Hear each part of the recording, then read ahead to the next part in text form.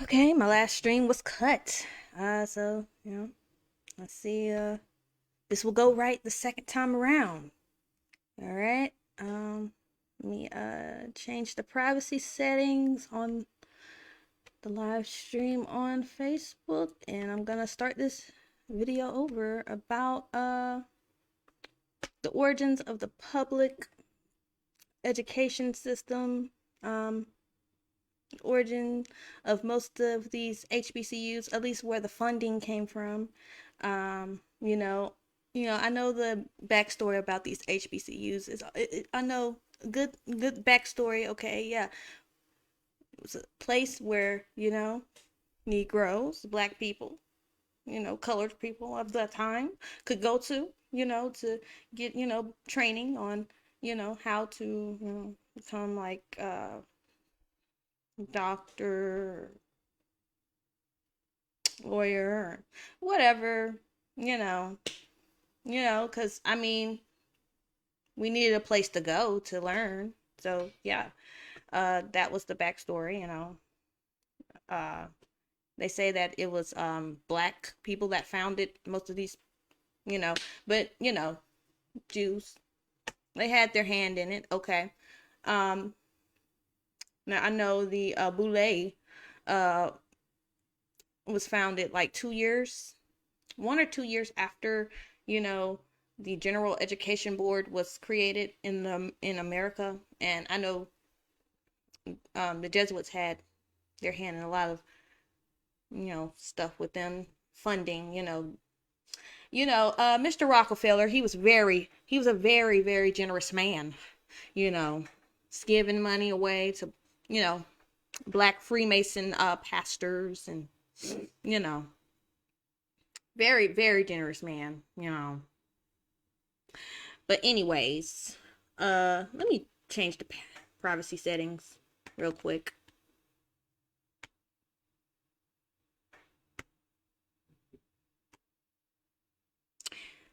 Yeah. I don't understand why we allow, you know, the said enemy to educate our children, So many things, they did to us in history, you know. And, I don't understand why we trust their medical system. Um, Knowing history, Tuskegee experiment people.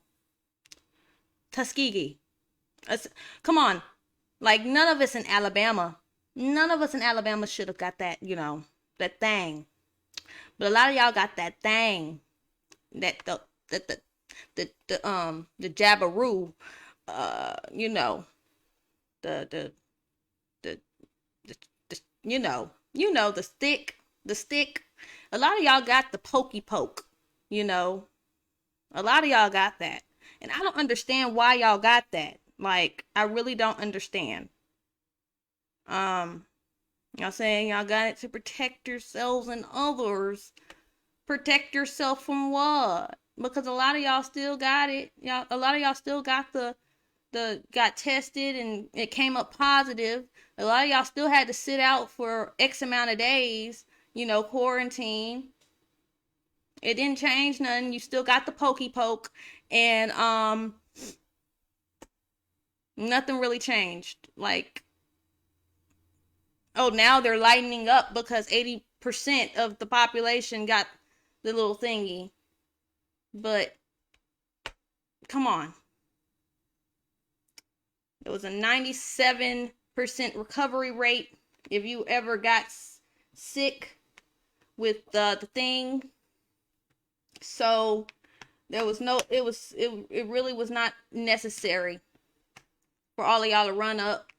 I know a lot of y'all was forced because of your jobs or whatever, but that's when y'all was supposed to stand up for something, you know. But y'all just y'all pulled your pants down, bent over, spread it. Y'all spreaded it. And y'all just let them went in hard. And slow strokes. you know, um, yeah. And a lot of y'all claim, and there's a lot of y'all in the so-called conscious community that got the pokey poke in the arm. In the arm. Y'all know what I'm talking about. Yeah, y'all know what I'm talking about. Y'all know what I'm talking about, okay? So I'm not finna get flagged, okay? I'm not finna get flagged. Y'all not finna get me removed off YouTube. So yeah, that's how I'm gonna describe it. Okay, y'all got those weird concoctions poked in your arm. So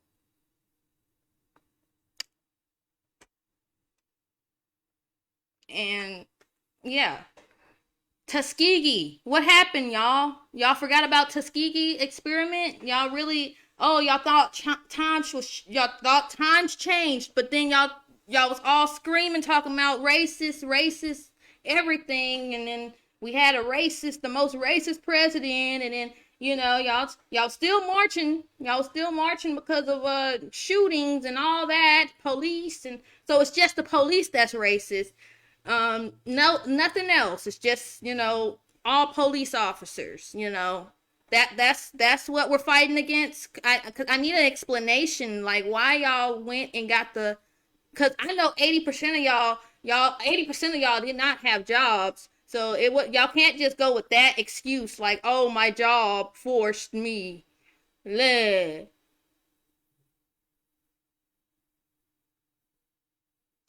Um,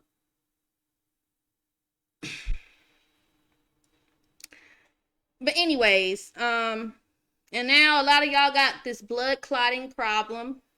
And then, a lot of y'all let your kids get this, and now they're coming up with heart problems. Like a child should not have heart problems. Random. Now come on now. And still nobody's saying nothing or doing nothing. Nobody's upset. Y'all are okay with getting more medication. Okay, cool. All right. But let's get on.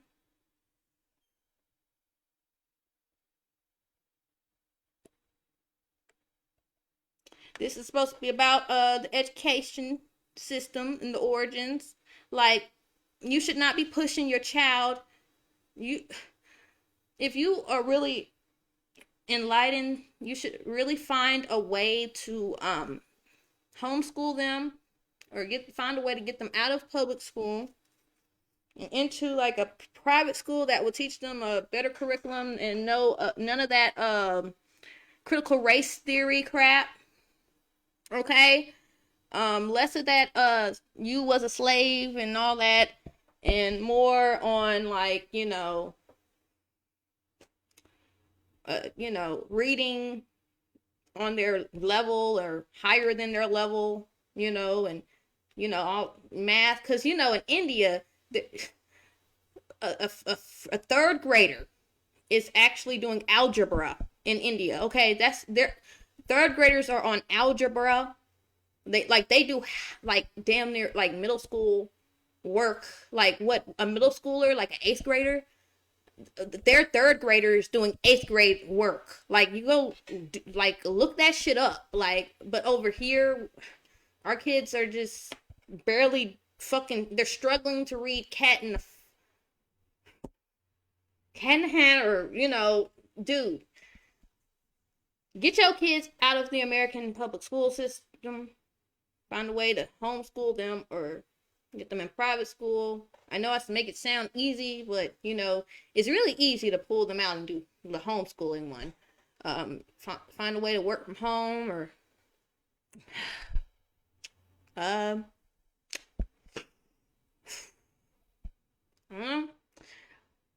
but I know, like, if you're a single parent household, that will probably be like a impossible thing to do. But yeah, it's really not. There's some jobs, like you can look up, that there's actual single mothers that do the homeschooling and stay at home mother thing. Also, there's a list of jobs. You could like virtual assistant and all that. It's like work from home stuff, but yeah. If you can type really well, there's a lot of jobs that you could do, you know, from home.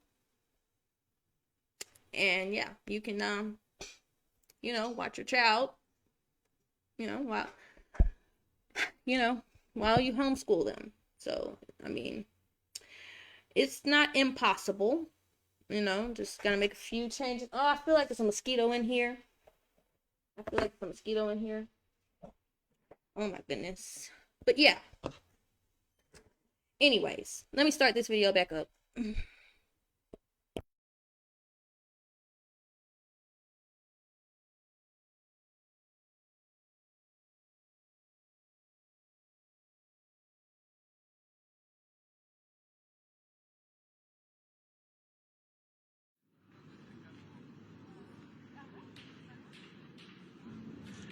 Working as an investigative journalist over the last decade, my work has pushed me to host a radio show, write books, and produce numerous documentaries about the realities of child trafficking, the dangers of technology, and indigenous struggles.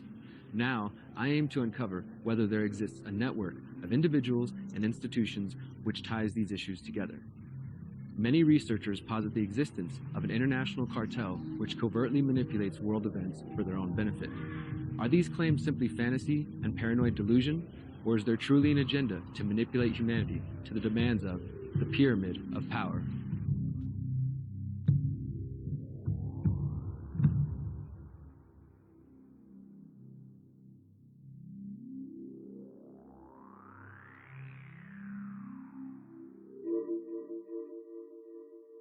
Chapter 1. Big Education.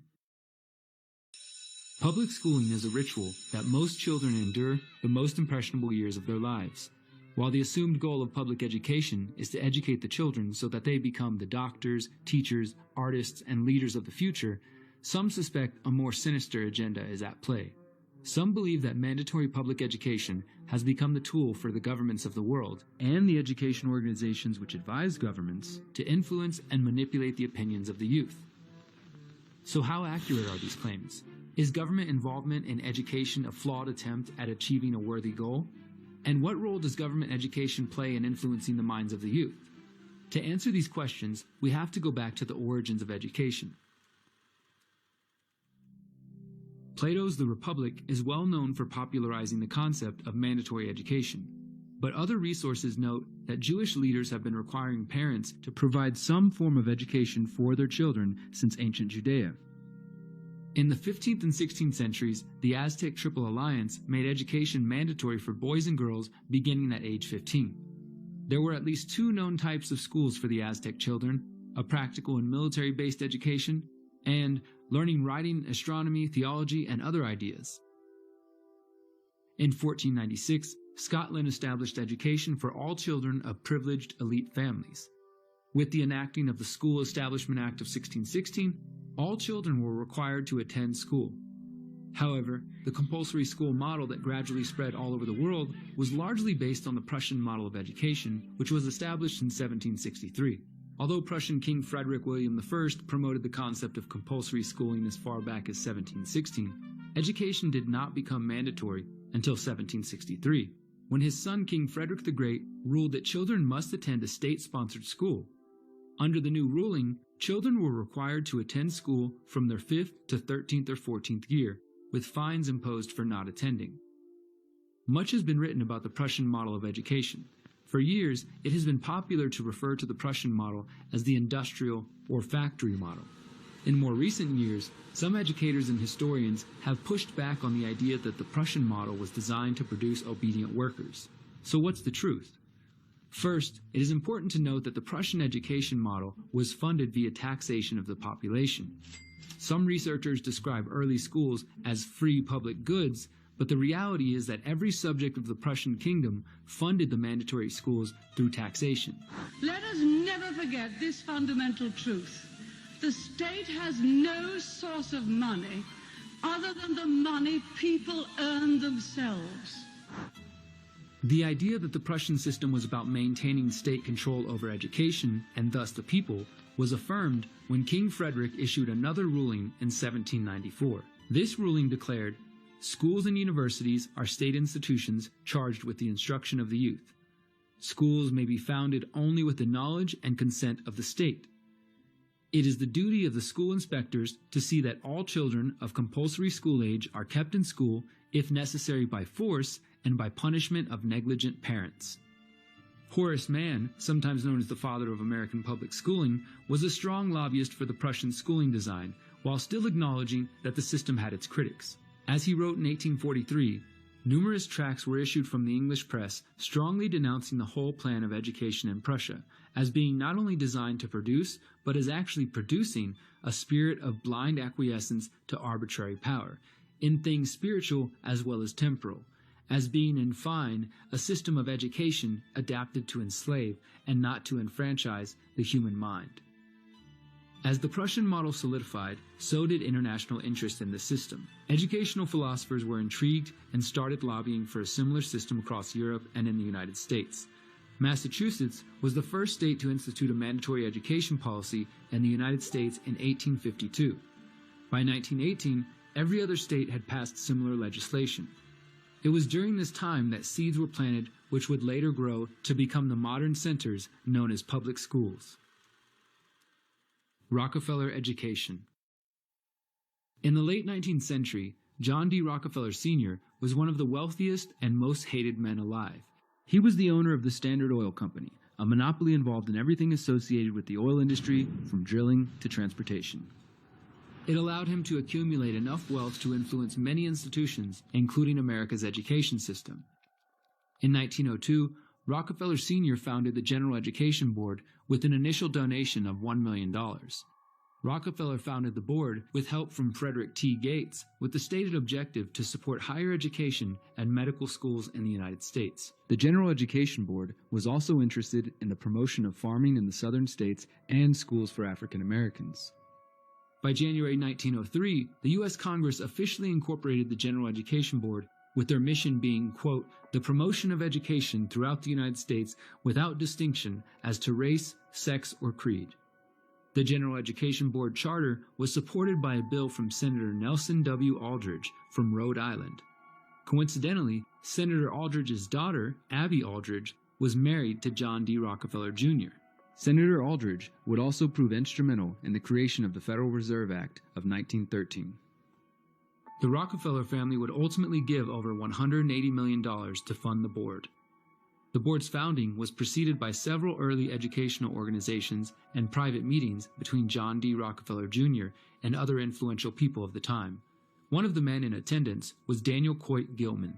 Gilman would become a member of the General Education Board and was also the co-founder of the Russell Trust Association, which is the business name for the New Haven, Connecticut-based Skull and Bones Secret Society, which operates a student secret society at Yale University. As we work through this series and explore the pyramid of power, you will notice that certain names and institutions make several appearances. It's important to note how these people and organizations are interwoven. Keep that in mind as we work through this series. After half a decade in existence, the General Education Board ceased operating under that name and was absorbed into the Rockefeller Foundation. The Rockefeller family were not the only wealthy tycoons interested in bankrolling educational ventures. In 1905, the infamous steel magnate Andrew Carnegie founded the Carnegie Foundation for the Advancement of Teaching. Carnegie and Rockefeller were both eager to transform their images from that of rich, out-of-touch robber barons to kind, elderly gentlemen who cared about the poor. To achieve this goal, they created various foundations and philanthropic organizations to spread their vast wealth and influence. The Prussian model of education promoted by the men's organizations was the perfect tool to inculcate the masses with their message of choice, embedding within the structure of public education itself their private ideologies on the appropriate learning material and the structure for the nation's youth.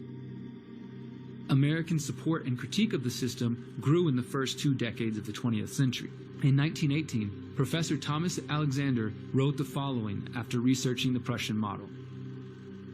We believe, however, that a careful study of the Prussian school system will convince any unbiased reader that the Prussian citizen cannot be free to do and act for himself, that the Prussian is to a large measure enslaved through the medium of his school, that his learning, instead of making him his own master, forges the chains by which he is held in servitude.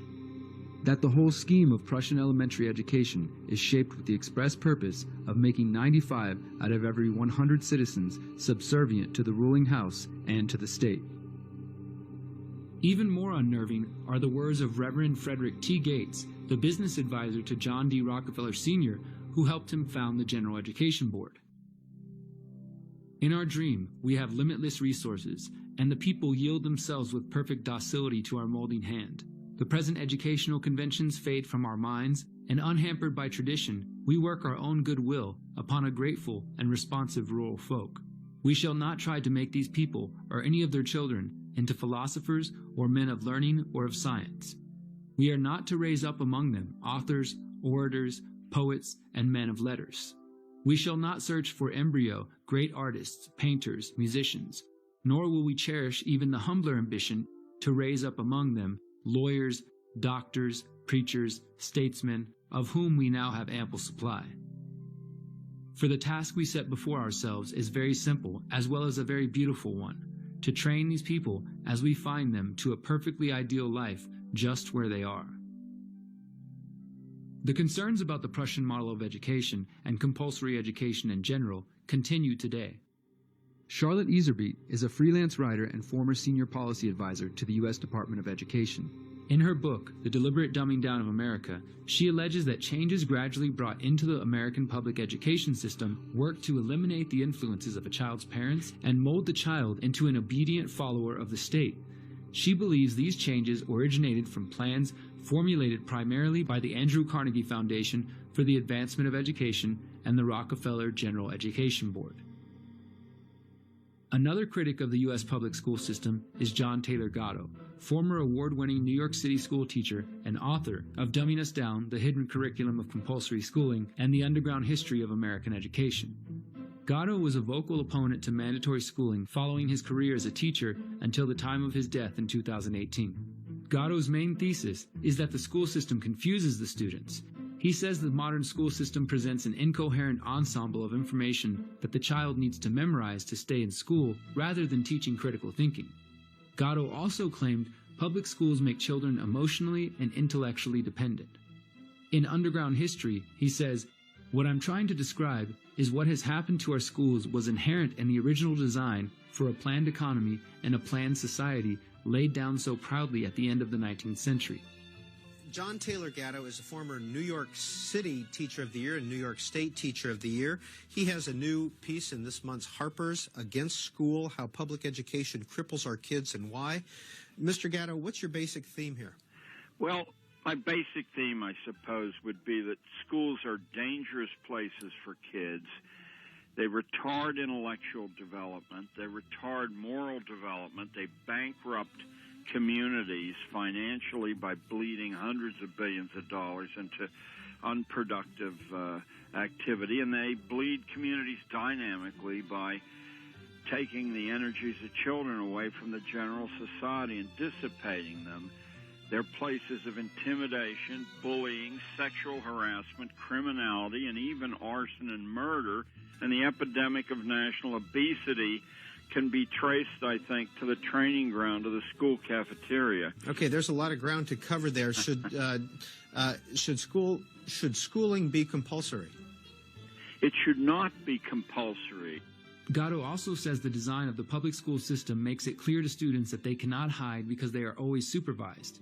American forced schooling, because that's what it is, American forced schooling is the design and the execution of corporate foundation.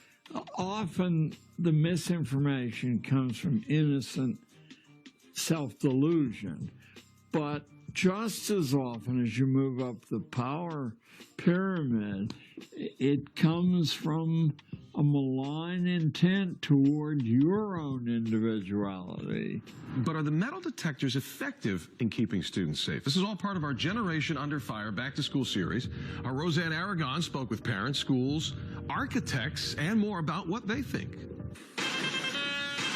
Much like an airport, this is the norm for Aldine ISD students. Metal detectors and staff greet intermediate through high school students every morning. In the age of school drills in preparation for mass shootings, students are increasingly under supervision and inside a prison-like environment. Unfortunately, the dangers of the public school system go beyond attempting to mold the minds of the youth. The public school institutions in America and abroad have been infiltrated by intelligence agencies desperate to recruit the brightest minds of the future. In the book, Spy Schools, How the CIA, FBI, and Foreign Intelligence Secretly Exploit America's Universities, investigative journalist Daniel Golden details the exploitative relationship between higher education and intelligence services, both foreign and domestic. As I looked into it, it turned out to be quite commonplace. Golden examines various case studies illustrating how the Central Intelligence Agency and the Federal Bureau of Investigation use higher education to their advantage. What exactly is involved in this process?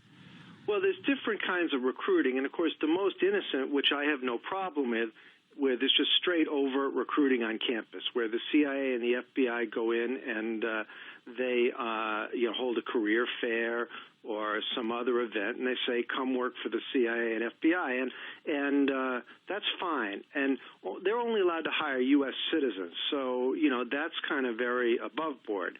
And then there's an immediate stage where they might want somebody to spy for them, maybe a professor or a researcher whose work takes them regularly overseas, or maybe somebody who's in communication with foreign scientists, and they have a cutting-edge specialty, and they say, can you provide us information? And again, that's a little more dicey, but at least they're saying they're the CIA, and they're explaining what they want to do. And then the third kind, which I focus on the most, is when they deal with foreign students and, researchers and professors. And there, if the person is not a U.S. citizen, they're not obliged to disclose who they are. So the CIA might well approach somebody who's unwitting. They might have a professor who they're friendly with, has a graduate student from Iran or China, and the professor might say to the student, I've got a friend who'd like to pay you to do some work for him or something, and then not say that the friend is from the CIA. So that's one way. Man, I got some stories for y'all after this video. Oh my goodness. Yeah, it's about a professor. Like, I was taking some business courses, but yeah, the CIA, they be recruiting on these college campuses, these HBCUs, and of course, these Ivy League schools and all this stuff. But they look. A lot of these civil rights activists, leaders, or whatever, they were CIA. And a lot of them, I mean, come on, like, a lot of people know about Martin Luther King and his involvement with the Freemasons, and then, yeah. A lot of things with his backstory just do not add up, especially, like, the part of, him being a doctor, like, the age he graduated, like, the time he spent in college, it wasn't enough time to be a doctor in anything, in any study. It takes, like, I think, like a 7-year degree or something like that. I forgot. But yeah, I'm gonna play a video about that, Dr. Martin Luther King and all that. And his sketchy story and all that, another time. But yes, civil rights and all that, the revolutionary movement, it was all created by the CIA. It was a counter movement to the first, like, and conscious kind of, it wasn't like a conscious, it was like a all love type, higher vibe or whatever movement that was going on. And it was still a lot of us that was claiming our indigenous status, or in the 50s, 60s and all that. So there was still a lot of black people that knew who they were, but they were still pushing that mongoloid image, the plain Indians image, which that was only like a small percent of what That was just a small percent of us, you know.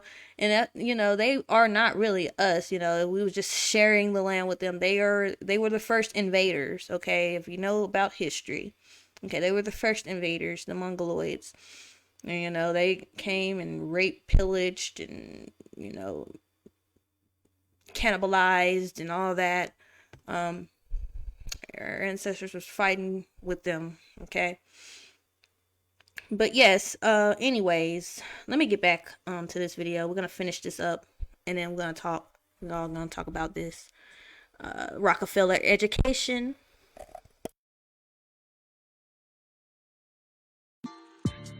When you understand all the data we have just uncovered, it becomes clear that the compulsory public education system is a great tool for influencing, manipulating, and recruiting the minds of the youth. Even if we ignore the obvious influence of the militaristic Prussian model, it is plain to see that the foundations and institutions which fund public education are aware of the opportunity to inject their agendas and values into higher learning. Not only are children sent away from their parents and families for 8 hours a day for 12 or more years of their lives, but it happens at a time in their lives when they are often the most impressionable and trusting of the adults around them. While it is true that occasionally a student will encounter a great teacher who encourages individuality and critical thinking, the average teacher is simply parroting the curriculum which the state has approved. If the ambitious teacher dares stray away from the pre-approved content, they may find themselves punished or out of a job altogether. Finally, it's important to note that when children and young adults are subjected to the state's version of history,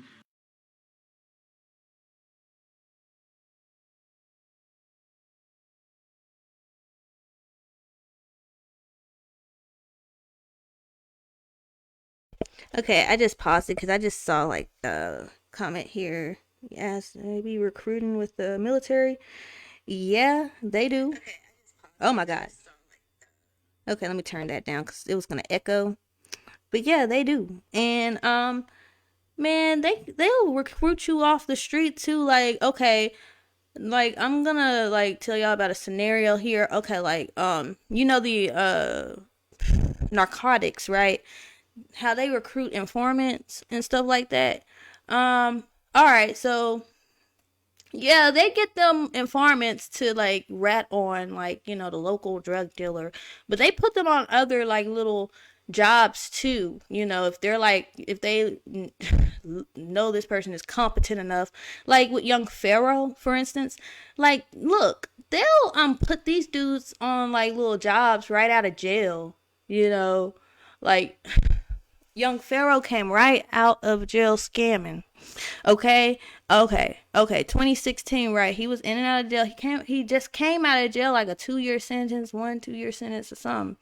And you know that Sandra Bland stuff was going down that year or whatever. So he like created a fucking page with Sandra Bland's name and like that little pharaoh image or whatever, and created like a little like organization thing, little foundation for Sandra Bland and all that, and ran up like a couple of hundred, a couple, I wouldn't say 100, close to 100,000, close to $100,000, but did not give any of that money, to the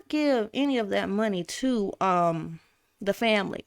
Ran up a good couple thousand, you know. I gotta pull up the actual numbers, but then, you know, he kept going with the scams. He was supposed to start a daycare. He never started this daycare. He got a couple thousand for that. But his biggest one was the YouTube lawsuit that he knew he was never gonna pursue, and got like money for that. But okay.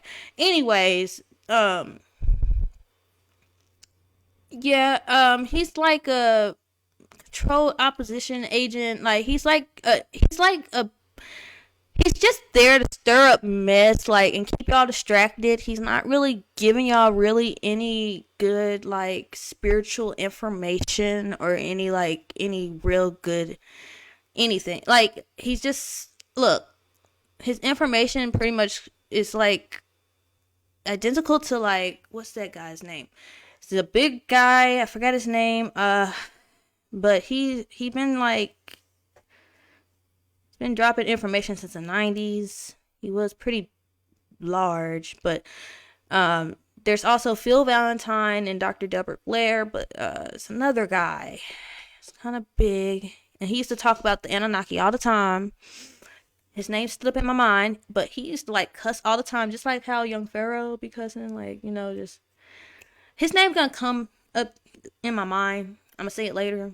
Some of y'all probably writing it in the comments, but like there's like these OGs in this whole little black conscious stuff, they were the originators of this information that these newer guys are spitting. Like these guys are not like saying anything new, not really spitting any truth, honestly, because like a lot of their information come from Boule historians that get their information from these Jesuits.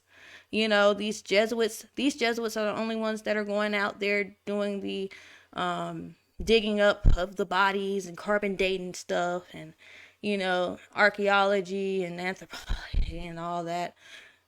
We need more brown indigenous people on, boots on the ground, actually doing the archaeology, doing that, work, doing the carbon dating, doing all the digging and stuff. But some of y'all are just too afraid. Y'all like, I know how, indigenous people are with death, it's, y'all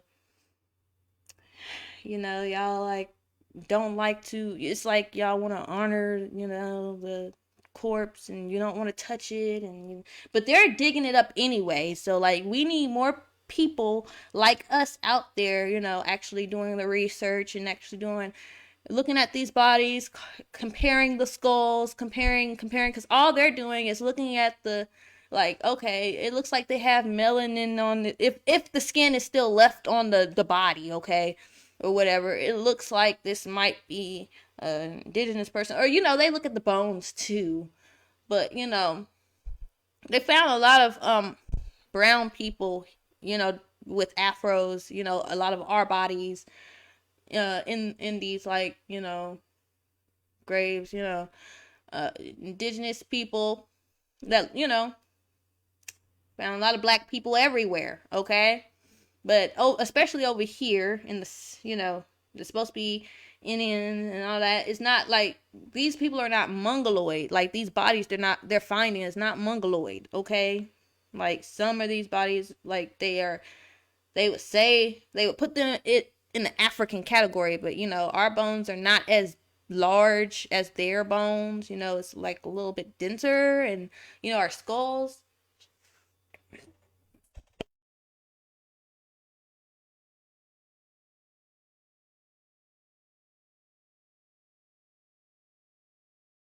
I don't know what happened to my mic right there. All right. Let me make sure y'all can hear me. But yeah, anyways. Yeah, okay. So, like this video is saying, Rockefeller, he was behind the creation of the General Education Board and the, public school system, that the current public school system we have today, you're letting your children, go to and everything. He did not like indigenous people whatsoever. And he did not have any of our best interest at heart creating these these indoctrination camps. That's pretty much what they are. He was behind the creation of some of these HBCUs also. Don't get it twisted. I know you heard the backstory about some of these HBCUs. And yes, they say it was created so, or people could have like a general, like, education and training on common work and jobs, that were, available at that time for our people. And, some of us had our own little black sovereign-ish towns that we were running ourselves. So we had to run our own clinics and stuff like that. So, yeah, we had to have, places to train, these, doctors of those times. So, yeah, we know the backstory, what the, surface level backstory to these HBCUs, but, the funding behind and keep the upkeep of these HBCUs come from the Jesuits. So just don't get it twisted. The Jesuits always had their hand in almost everything. The creation of HBCUs and, the creation of the Boule, the Sigma Phi, all that. The Jesuits always had their hands in everything, okay? And look at the lineup of who the creators, the founders or whatever of the Sigma Phi Boule. Okay, you got to look at them. Okay, they all look like they're probably of the bloodline, they don't look like they're indigenous, okay? For one. All right. Y'all gotta understand some of these full-blooded blackamoors are still aligned with their bloodline and have connections and are in high up places and still run shit and have money, but they're they're under their masters, and they have power though, okay? Oprah Winfrey and Jesse Jackson and all them now, okay? And the Boule back then, but the Boule now, okay? They're in that bloodline, with these Jesuits, okay? And they have to eat the babies and drink the blood and do the they do all that, they have to too, because I think they have that condition where they have to drink blood plasma. So please don't get twisted with the color thing, because it's like a bloodline thing, okay? Now these people, they come in all different shades and colors. At this point, you have to have the veil has to be lifted from your eyes and your mind so you can be able to see these deceivers, okay? Because they come in all shapes, sizes, and shades. It's not just everybody who's black has a divine soul, because that's not the case really anymore. There's a lot of brown people that have demonic souls and have their agendas, and yeah. And the ultra powerful elite blacks, they are definitely in cahoots and possibly related to these pale vampires, the pale skin Jesuits, that run the show. So that's why they got this power in the first place. Every one of these rappers and so everybody who blow up pretty much is a part of their bloodline or have or married to one of these, Jesuits, or nepotism. They have to, nepotism is a real thing when it comes to becoming a celebrity. Okay, you have to know somebody who knows somebody who knows somebody. It don't matter how talented you are, you're never gonna become famous unless you're a part of that bloodline. And that's why I try to get through to niggas, but they don't want to hear that shit. They're willing to spend their last, to, promote themselves and what else, for that dream to, one day blow up, But honestly, it's not really a chance that you will. I mean, you could become locally famous. That's always a chance, If you want to just become a local famous underground rapper,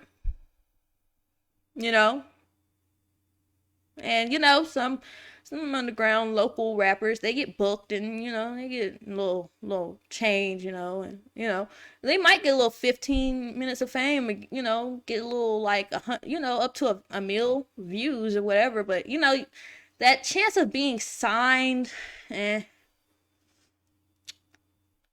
you're not related, well, you could get married into it, and you gotta be willing to give that booty up.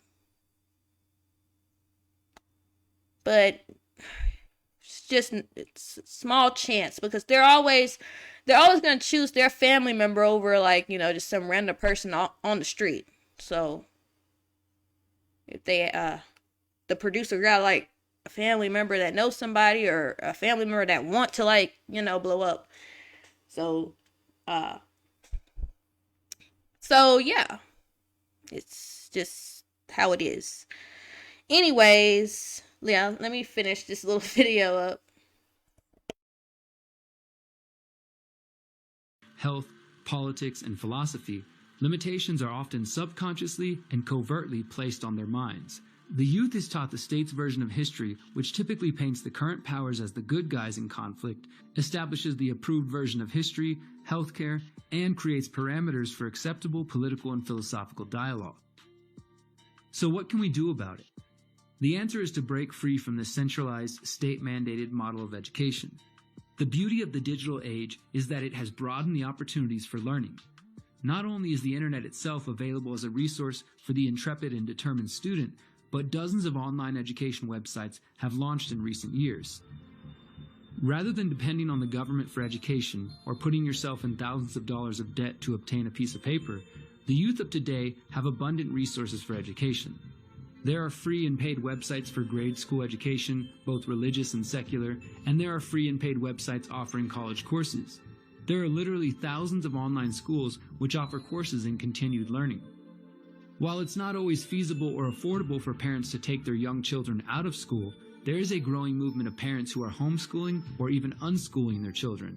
These movements differ and overlap, but the point is that some parents have had enough with the mainstream education options and are removing their children altogether. These parents seek to provide an education for their children while not subjecting them to state propaganda. Some parents are even partnering with each other to form education pods where they can network and share information on alternative education. These pods are similar to one of the solutions we will be promoting throughout this series, known as Freedom Cells. Freedom Cells are a decentralized manner of organizing in groups of 8 to promote skills, knowledge, and resources. The concept can easily be applied to groups of parents or even students who are looking to empower themselves individually and as a group. Imagine a Freedom Cell, or pod, focused on educating their children outside of the state-run education system. This independence and decentralization could help free the youth from education systems designed to limit their potential. The minds of the youth are one of the most valuable resources available on this planet. The heads of state and philanthropists have recognized this for centuries. Protecting and compassionately guiding these minds is of utmost importance. If parents and mentors do not take an active role in contributing towards the education of the youth, it is only a matter of time before other influences joyfully take the opportunity.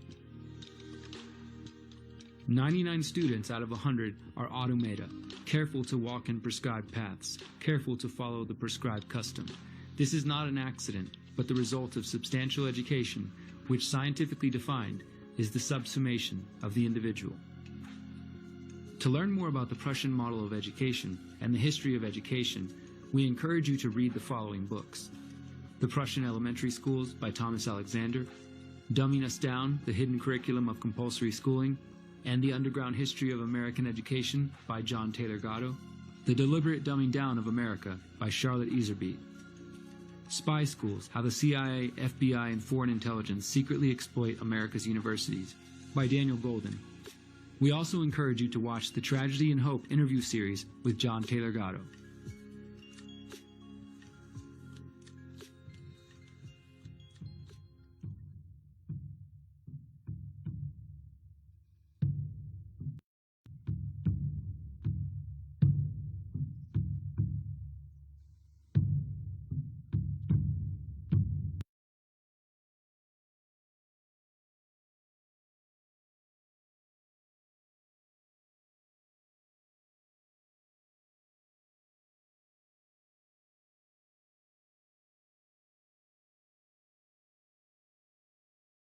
Throughout history has realized, society has to be transformed from the ground up.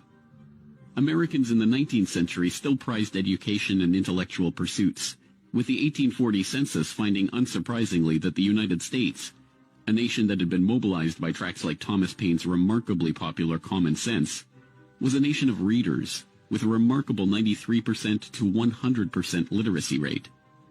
Before the first compulsory schooling laws in Massachusetts in 1852, education was private and decentralized, and as a result classical education, including study of Greek and Latin and a solid grounding in history and science, was widespread. But a nation of individuals who could think for themselves was anathema to the monopolists. The oligarchs needed a mass of obedient workers, an entire class of people whose intellect was developed just enough to prepare them for lives of drudgery in a factory. Into the midst stepped John D. Rockefeller with his first great act of public charity, the establishment of the University of Chicago. He was aided in this task by Frederick Taylor Gates, a Baptist minister that Rockefeller befriended in 1889 and who would go on to be John D.'s most trusted philanthropic advisor. Gates would go on to write a short tract, The Country School of Tomorrow, that laid out the Rockefeller plan for education. In our dream, we have limitless resources, and the people yield themselves with perfect docility to our molding hand. The present educational conventions fade from our minds, and, unhampered by tradition, we work our own goodwill upon a grateful and responsive folk. We shall not try to make these people or any of their children into philosophers, or men of learning or science. We are not to raise up from among them authors, orators, poets, or men of letters. We shall not search for embryo great artists, painters, musicians, nor will we cherish even the humbler ambition to raise up from among them lawyers, doctors, preachers, politicians, statesmen, of whom we now have ample supply. Although Rockefeller's resources weren't exactly limitless, they might as well have been. In 1902, he established the General Education Board to help implement Gates's vision for the country school of tomorrow with a staggering $180 million endowment. The Rockefeller influence on education was felt almost immediately, and it was amplified by help from fellow monopolists of the era who were approaching the topic of philanthropy from the same angle. Although best known as a steel magnate, Andrew Carnegie's fortune started on the railroads transporting Rockefeller's Standard Oil around the country, and was greatly magnified by a lucrative investment in property near Oil Creek that provided steady, profitable oil sales. In 1905, he established the Carnegie Foundation for the Advancement of Teaching, a tax-free foundation through which Carnegie and his appointees could direct the development of the education system in the United States and, eventually, worldwide. In 1910, Rockefeller followed suit by establishing the Rockefeller Foundation, which became the tax-free umbrella organization for his philanthropic ambitions. As the Reese Committee, a congressional investigation into the activities of these tax-free foundations in the 1950s, discovered, it wasn't long before Carnegie's endowment approached Rockefeller's foundation with a proposal to cooperate on their shared desire to transform the American education system in their own image. Norman Dodd, the director of research for the congressional committee who was granted access to the Carnegie Endowment's board minutes, explains. So they approach the Rockefeller Foundation with the suggestion that that portion of education which could be considered domestic be handled by the Rockefeller Foundation, and that portion which is international should be handled by the endowment. And they then decide that the key to the success of these two operations lay in an alteration of the teaching of American history. So they approach four of the then most prominent teachers of American history in the country, people like Charles and Mary Bird, and their suggestion to them is, will they alter the manner in which they present this subject, and they get turned down flat. So they then decide that it is necessary for them to do, as they say, build our own stable of historians. And then they approach the Guggenheim Foundation, which specializes in fellowships, and say, when we find young men in the process of studying for doctorates in the field of American history, and we feel that they are the right caliber, will you grant them fellowships on our say-so? And the answer is yes. So under that condition, eventually they assembled 20 And they take this 20 potential teachers of American history to London, and there they're briefed into what is expected of them when, as and if they secure appointments in keeping with the doctorates they will have earned. And that group of 20 historians ultimately becomes the nucleus of the American Historical Association. And Rockefeller, y'all heard that Rockefeller's behind the creation of that. Okay, Rockefeller, John D. Rockefeller, he pretty much went in the creation of the General Education Board. He was behind rewriting history, like pretty much history that we're taught in school today is all like false. It's like everything. Pretty much, they flipped and reversed what is the truth out here, okay? And, you know, honestly, I believe no slaves were stolen from, you know, Africa, okay? There were already indigenous, dark-skinned indigenous people here in America. But that's another video for another day, actually. I have some videos on my YouTube and BitChute explaining this topic, and there's other YouTubers that talk about this all the time. Yeah. I think later down the road, like in the 1800s, when they got like steamboats, and when they created steamboats and you know, boats that had engines and stuff like that, you know, boats that were able to break free from, like, you know, the ocean tides, you know, and all that, and could navigate the seas, you know, actually navigate the seas without, you know, having to follow the ocean tides.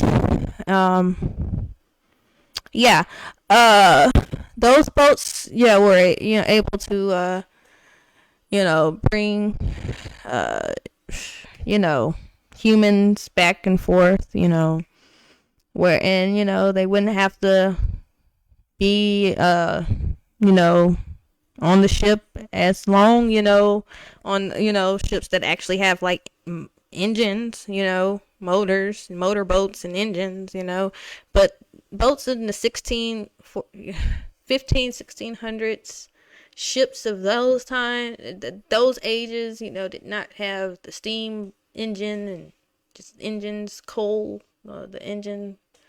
They did not have engines, okay? So you gotta think about it. They were following, like, ocean tides, following the, you know, a lot of y'all don't know, but I have videos explaining this. My Everything is a Lie Part 3 video, or is it Part 2? Part 3 explains it. Either Part 2 or Part 3 explains it. I can't remember. It's on BitChute. So yeah, a lot of people forget about the ocean tides, and, like, you know, most ships of the 15th century could not, you know, just sail across, like, you know, and just break free from those ocean tides like that, and just sail just freely. Like, they had to ride the tide, ride the waves, like, why they had to ride it, like, and follow the, but okay, alrighty. I'm gonna play this. I'm gonna get back to playing this. Anyways, yeah. And then toward the end of the 1920s, the endowment grants to the American Historical Association $400,000 for a study of our history in a manner which points to what can this country can it look forward to in the future. And that culminates in a 7-volume study, the last volume of which is, of course, in essence, a summary of the contents of the other 6. And the essence of the last volume is the future of this country belongs to collectivism administered with characteristic American efficiency. You are amazing. Look at what an amazing being you are. You have the power to think, to create, and to evolve. You have the power to love and to appreciate. You have the power to heal and to transform. You are naturally gifted with an amazing set of attributes. Never forget that. The most potent antioxidant nature has to offer. Astaxanthin, 6,000 times stronger than vitamin C, 800 times stronger than CoQ10, 550 times stronger than green tea catechins, 550 times stronger than vitamin E, a tocopherol, 75 times stronger than alpha-lipic acid, 40 times stronger than beta-carotene, 17 times stronger than grapeseed extract. Studies show alleviates sore joints and muscles, anti-inflammatory, anti-aging, reverses external aging, wrinkles and sun damage. Boost immune system, help blood pressure, help cardiovascular system, prevents cataracts, macular degeneration and glaucoma, reduces lactic acid, suppresses DNA damage. So everyone that's had a jab should get some of that because their DNA is in deep shit. After destroying American society, the CDC admits natural immunity works better than The thing we're not gonna say because I'm not gonna let my video get flagged. So let me see if I can skip forward and hopefully they're not talking about the jippy jibs, the jippy jubes, because I don't want my video to get flagged. On what we think the WHO should do, I say. Well, I think they should shove everything they're saying up their ass, like what we should do.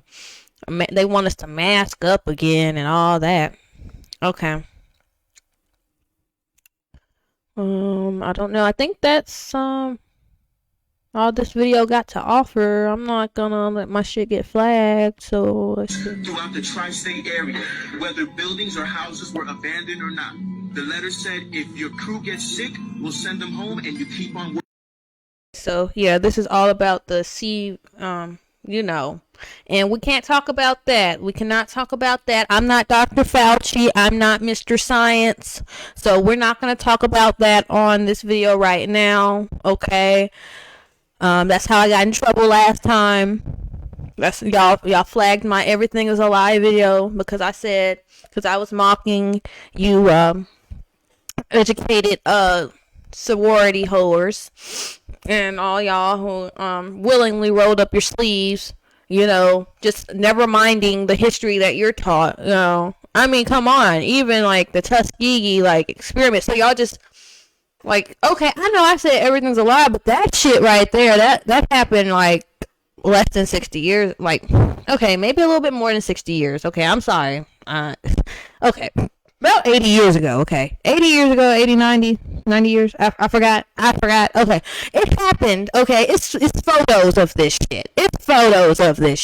These people were alive and were interviewed. Some of these people lived to, 1980s or something. They were interviewed and they spoke their piece. They told what happened, okay?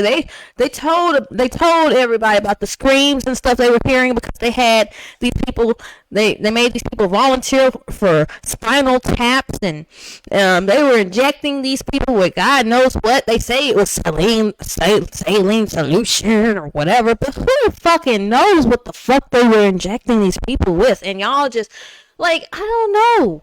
I don't understand why Negroes from Alabama went ahead and just did this knowing that Tuskegee program happened here in Alabama. But y'all was willing to take this experiment. And they told you it was an experiment. They told you they dropped this stuff for emergency use. Emergency use, people. They were still doing the animal studies when they dropped this on ya. So they were doing animal studies and human studies at the same time. So y'all just let. So I guess it's speeding up it sped up the process a little bit, just letting y'all do it before the animals, or at the same time as the animals were dying in the fucking labs, I guess.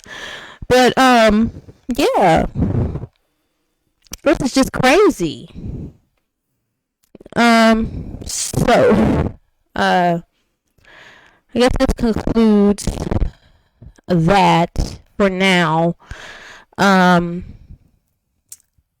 The Boule, though, the Boule was created in 1903 or 04. I know it was a year after the creation of the General Education Board. So yeah, Sigma Phi, and I think I said this in the boys and all them. I believe they were, they come from the line of the Jesuits. They have a great grandmother that was, Spanish or French, what we would call, a JEW today. They come from that. They come from that bloodline some kind of way. Cause a lot of them, the founders, they were very, very pale.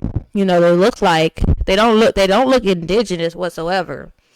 Okay, if y'all want to say they were a half caste of the indigenous and the JEW, I believe that they came from England with these JEWs. Okay, they came from that other side, Europe or whatever.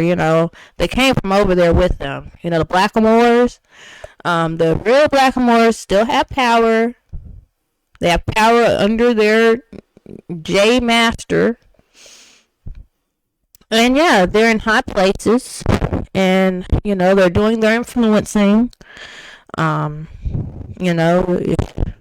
Like I said, you gotta be in the club, you gotta be in the bloodline, you're just not gonna become famous, There's still a possibility that you can become rich, though, without having, to be a part of their bloodline or whatever, but, being famous, having the camera on you and actually being put in, the algorithm at this point, you have to be a part of their bloodline. Or, just promoting bot shit, deadly bot ass fucking, deadly ass challenges on TikTok that's just retarded, retarded. If you're just one of those retards that's creating retarded ass fucking trends, then yeah, they'll fucking put you in the algorithm and shit like that, but I strongly believe that you have to be a part of like the occult or part of their bloodline to even blow up on YouTube at this point. Like, they made it so hard, and blow up in general online. Like, even if you pay for ads, you probably get a couple new people to view your stuff, but I don't know. I haven't tried to buy ads yet. I don't know. Maybe I should try. I don't know. But anyways, yeah. So, like I've been saying, the Boule controls the conscious community. Being a revolutionary, woke black is not the same as being a enlightened, conscious, being of light. Two separate entities, two separate things. One is a controlled bot that has a chip in their mind. Okay, the other is free and have free thought, create a creative mind that actually. A functioning mind, okay? The other got a functional mind, okay? The other one don't. The other one is a zombie, probably still drinks the tap water, probably still make Kool-Aid because it's culture, a revolutionary black. revolutionary black. They still eat the fried chicken from Popeyes. They don't care about their health. None of that health wellness stuff. Well, they probably into it now. They probably would, because that's a part of, buying black. Okay, they see a lot of, us, selling the herbs and, they'll probably buy a vegan plate when they're at the festival or, at the vegan cookout.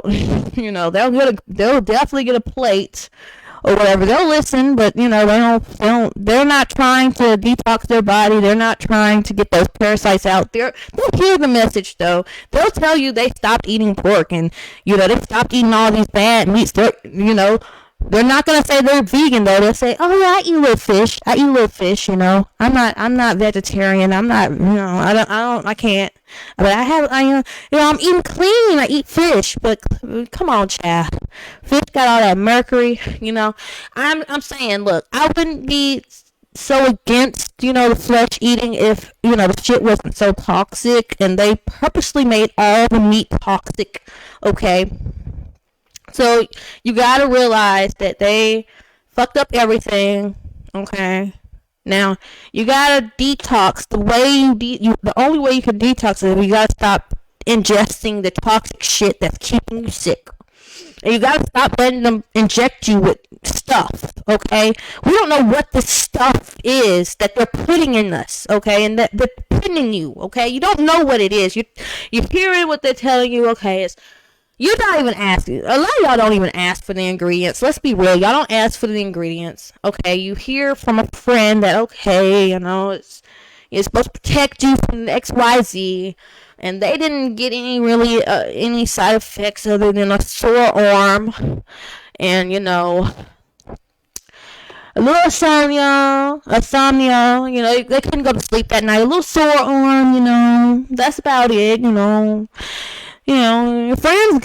friends got it. You don't want to look weird, so you gotta get it, That's what a lot of you following motherfuckers did. Y'all got it, cause a friend or family member, your boule revolutionary family member just pushed it in. She's a nurse. Why would your black nurse friend deceive you?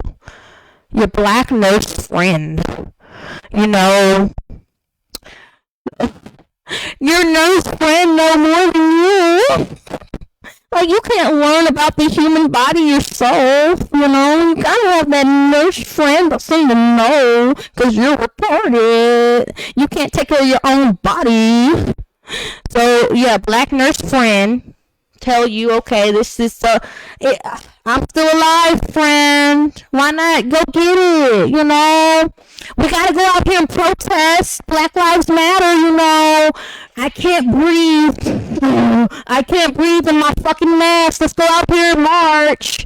Okay? If we're gonna march, we gotta go get the vaccine, guys. We gotta go get it. I'm a nurse. I'm a nurse going to, whatever fucking college, whatever fucking black fucking HBCU. And I'm going on a fucking scholarship. Listen to me.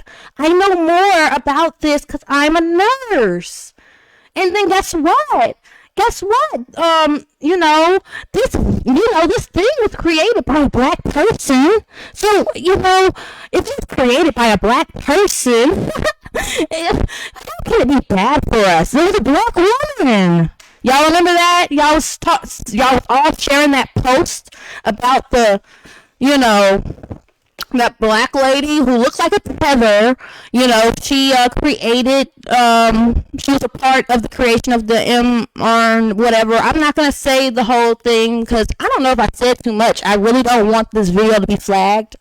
But, I can pull that post. Y'all was talking about protect her for what? Nobody's trying to dude, it's a nanobot. Protect her for what? She's doing everything that Bill Gates want her to do. She created something foreign going in your body, something made out of freaking nanoparticle particulates made out of freaking metals or whatever. Protect her for what? Protect her? Why? What she needs protection for? It's not like she dude, all these herbs out here that can reverse in reverse what's going on in your body, and you want nanobots in you? You want freaking nanobots in you? There's so many things that can cure cancer, tumors, and all that. And cure whatever skin ailment, whatever you got going on can be cured with the herbs that our Creator put on this planet. But you want some weird ass fucking. You want little robots in you to fucking what? Why? What? You want something that alters your DNA.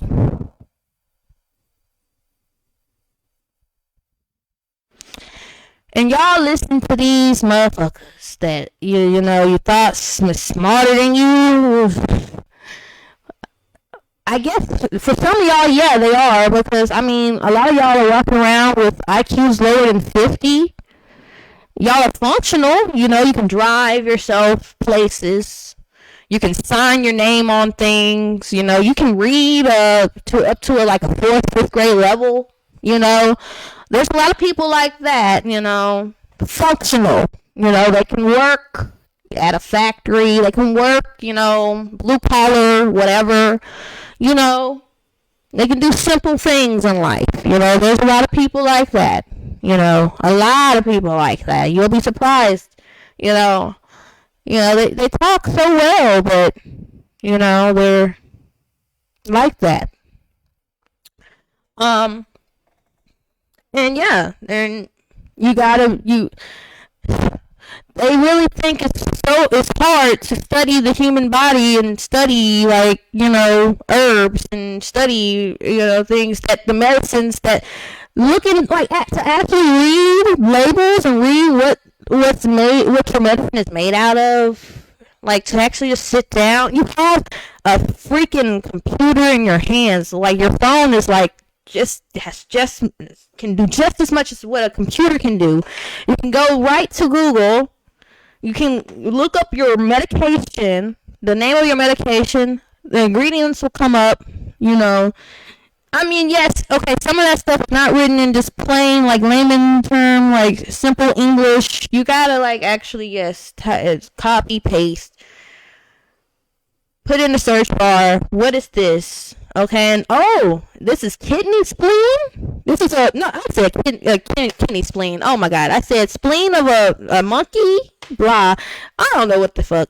Okay, but yeah, you see, a lot of these, weird long names of these ingredients are actually, some, animal part, or,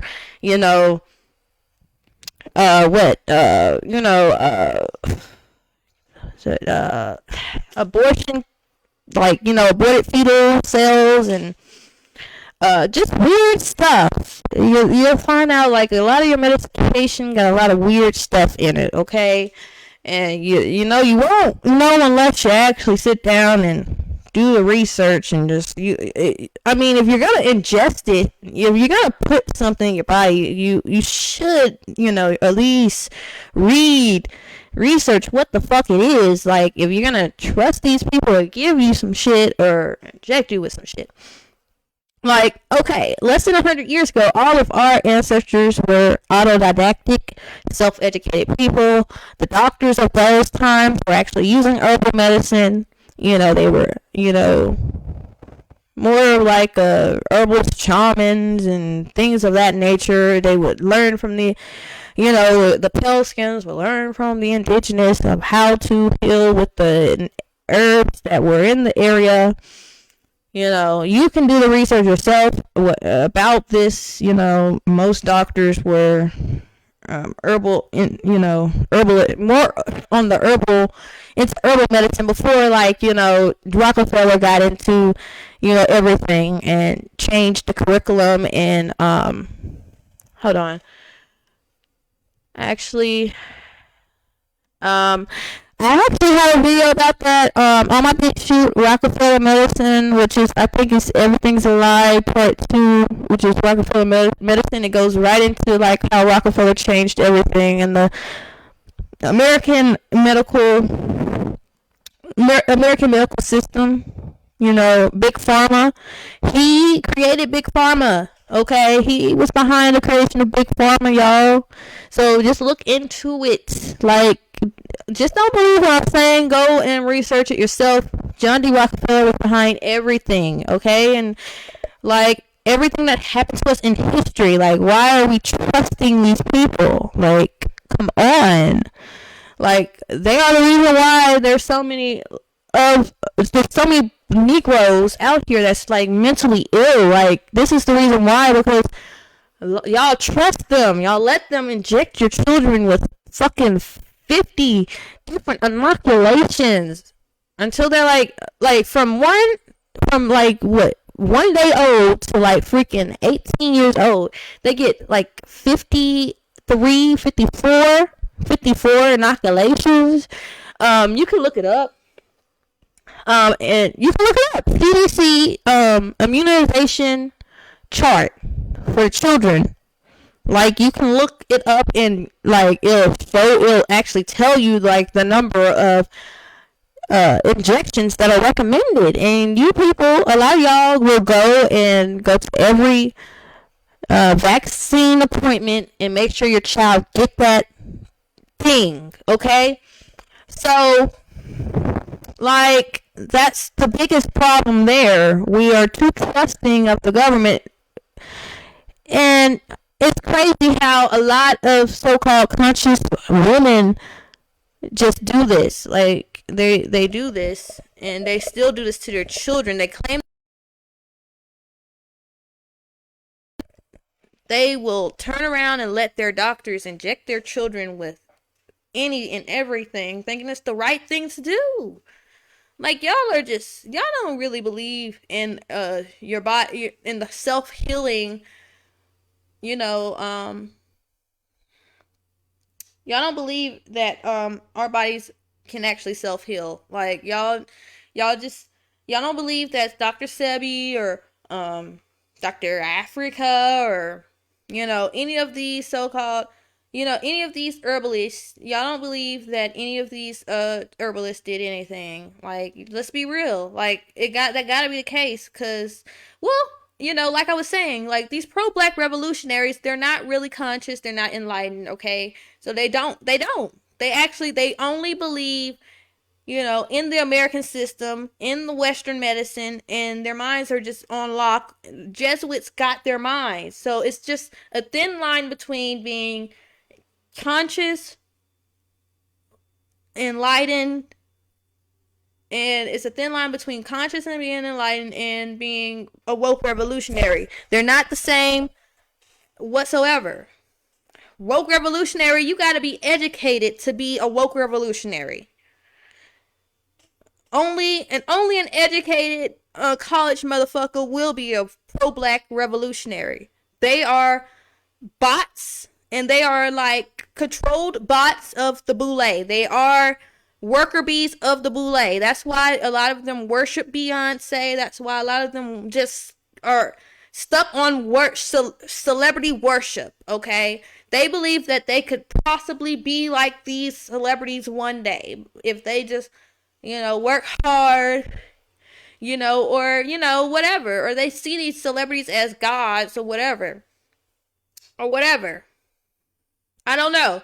But woke revolutionary black and a conscious, enlightened being of light are two different things. We gotta separate ourselves from these pro-black revolutionaries, because they are the freaking retards. They are the flunkies. We gotta break away from them, because you cannot enlighten someone who graduated college. Like, college, just graduation is a ritual. They are squaring your mind with those caps that they wear is the symbol of them squaring their creative mind, so they will never be able to see the full picture. They are stuck on the left brain, or I wouldn't even say they're even logical. Like, honestly, that spell just casted over their minds. They're just stuck being retards that just regurgitate and just believe what they're told from an authority figure. They're not logical or freaking creative whatsoever. They don't have a free mind. And that's what graduation really represents. It's the squaring of their minds. They are permanent bots, and we gotta let them go. Because a pro-black revolutionary is not enlightened. They're not conscious. They are all demons, really. They're all archons, especially the ones who actually join those Greek societies, those Greek fraternities that were founded by the Boule. All those Greek fraternities were founded by Sigma Phi Boule, the first chapter of that, okay? And that was funded by the Jesuits, okay? The creators of those fraternities and sororities, they were descendants of the Jesuits that enslaved our ancestors, us indigenous, aborigines, American aborigines, okay? Look. Okay? And some of y'all will believe that you are black and Moorish, y'all gonna deny this information, but the pure blood, or, the ones that are closer to the, bloodlines that are, ruling, they still have power, okay? And, they can actually pull up the names of their blackamoor or royal, ancestry or ancestors through their records or whatever. They'll show their little their play little blood DNA test, that, was made for entertainment purposes only, their little African ancestry crap. But they actually have pictures of their English ancestry, the blackamoor English ancestry. They got pictures and, documents of who and what. They know who they are connected to and related to or whatever. Our Oprah Winfrey's, our freaking, everybody who is just, melanated on the screen, okay? They're, they got that power for a reason, okay? They are all connected to those, Jesuits in some kind of way, either related, married, whatever. Okay, you have to be connected. You have to have that nepotism to ever become famous, and that's what I'm trying to get through to you people. Okay? Hopefully what I'm saying will get through to one of you, like, sorority bots. I hope like maybe hopefully like I can like break your spell, but it's like really not likely that you can break the spell over their minds, because they think that they're smarter than everybody because they went through, that indoctrination, and they spent all that borrowed money on getting that education, so they have so much invested in this, and that certificate. They built their life and their personality and, everything around that certificate, that, diploma certificate. It makes them who they are. They are the doctor, whatever, Dr. Johnson, Dr. Elise Johnson, so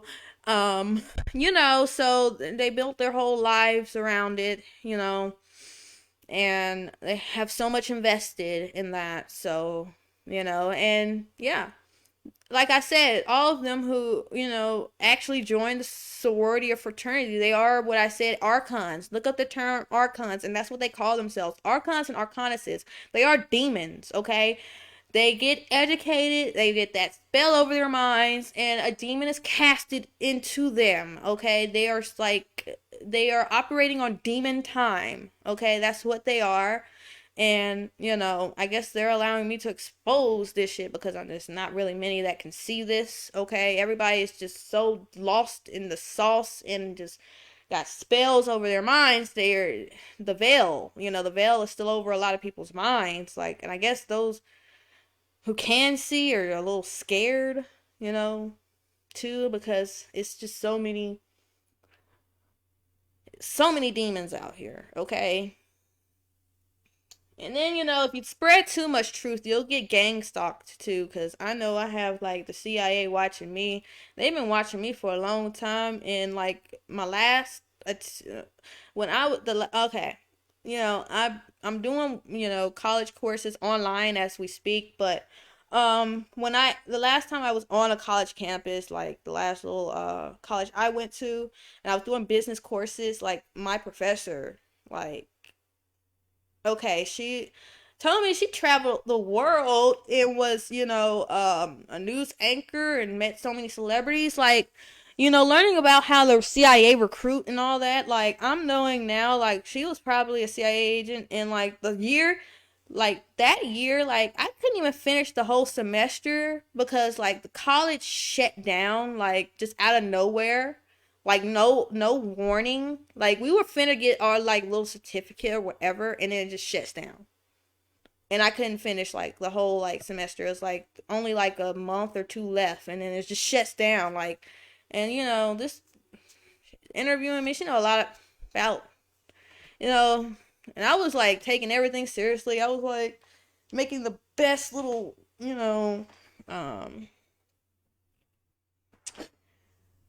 what is it? I was doing a lot of, like, term papers and, like, all that. I was putting my best effort in this, I was taking everything seriously and shit. This was like a few years ago, but yeah, man. What was her name? She had a twin too. It's gonna come to me. I have a friend that was going with me. I'll probably ask him what was her name. Like, it was crazy, like, and I'm in, like, a city that's considered coin NASA town. We have, we have a army base here where I'm located at, and then, NASA's here. We have, like, the space program, like, for children. I used to work, at the Space and Rocket Center. So, yeah, as, a guide, and, I know a lot about, the spaceships and all that, and, in the beginning of my enlightenment, I still, I'm gonna be honest, I had a lot of spells over my mind, I believed in, like, I believed everything that was NASA was telling us in the beginning stages of my enlightenment, okay? But, as I grew, I learned that, it wasn't just some things that, they lied to us about in school. Like, everything that they told us in these schools was a damn lie. And, you learn about all these secret occults that are out here. It's not just Freemasons. It's not just Skull and Bones. It's not just Boule. Like, there's another secret society occult, called the Oculus Society, and they control everything about your vision and what you see. So there's all these different occults, and, they all have a job they're doing, out here in society, but in the main way how they control how we see this world is teaching us, that crap, in school that, we're on a ball, we're on a round ball spinning in space, spinning at 1,000 miles per hour. The sun is 93 million miles away, and we are, like, rotating, spinning around that thing that's 93 million miles away. Some say that we are spinning and we are traveling at the same time. So we're traveling at, like, thousands of miles per hour while spinning at 1,000 miles per hour, rotating or around the sun that is 93 million miles away, while the moon is simultaneously spinning around us, while these other planets are simultaneously spinning around with their moons. So yeah, that's what we were taught, and we just believe it. None of us regular folk are able to actually go and blast off into space, or we're not allowed to just hop on board these fucking ships with the astronauts. Like why not pick a volunteer so we can go up and live stream from our fucking cams on our phones? We want to live stream from space too, but they're saying they're working on this. Elon Musk, you better buy your ticket now. Elon Musk is working on getting us to Mars, even though we can't go back to the moon. So you want me to believe Elon Musk is getting us to Mars, but we don't have the technology to go to the moon.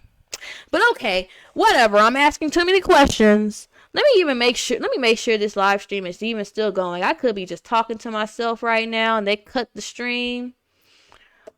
Okay. Well, it says it's live, but it might not be. So let me check again on my phone to make sure I'm going live on Facebook and not just talking to myself. I could still be talking to myself on Facebook. Okay. Well, it looks like there's one person watching. Oh, hey. Hey there. I don't know who you are, but you're cool. But thanks for watching, At least I know someone's listening to me rant. Okay. Anyways, I'm end this stream and come back on here later with the new topic. Thanks everybody for watching, and thanks for the likes, and yeah, I'll get back on here later. Bye everyone.